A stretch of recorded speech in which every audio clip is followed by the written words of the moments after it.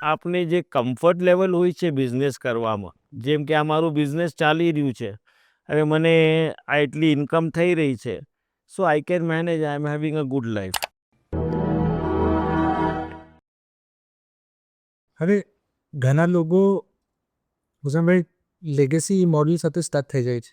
એક હમણાં જેમ આપના કેસમાં બી છે કે મેટલ્સનું બિઝનેસ ઓલરેડી ચાલી રહ્યું છે, ઓલરેડી સ્ટેબ્લિશ છે. હમણાં આપણે બીજી સિટીમાં જસ્ટ એન્ટ્રી કીધી, તો એ જ્યારે ચાલતું હોય તો પછી મેં શું કામ રિસ્ક લઈને બીજા એનામાં જાઉં. તો કોઈ બી બિઝનેસના અંદર શું થાય છે કે ફેઝિસ હોય છે ગ્રોથમાં. જી તો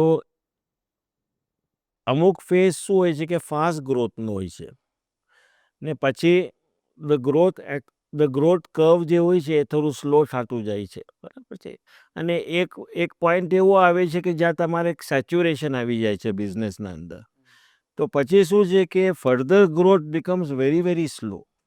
હવે એ પોઈન્ટ આપ રીચ કર્યા પછી આપને એમ થાય છે કે નહીં, હવે મને ફર્ધર ગ્રો કરવું હોય ને ઇન્ક્રિમેન્ટલ ગ્રોથ ના કરવું હોય, મને એવું જમ્પ લેવું હોય, એક્સપોનેન્શિયલ ગ્રોથ કરવું હોય, તો હવે શું કરવું જોઈએ? હવે એ ટાઈમ પર શું થાય છે કે આપને જે કમ્ફર્ટ લેવલ હોય છે બિઝનેસ કરવામાં, જેમ કે આ મારું બિઝનેસ ચાલી રહ્યું છે, હવે મને આ એટલી ઇન્કમ થઈ રહી છે, so I can manage, I am having a good life. એ એક માઇન્ડસેટ હોય છે. બીજો એક માઇન્ડસેટ એમ હોય છે કે ના, હવે આ બિઝનેસ આ લેવલ પર પહોંચી ગયું છે, હવે મને નેક્સ્ટ લેવલ પર કેમ જાવું?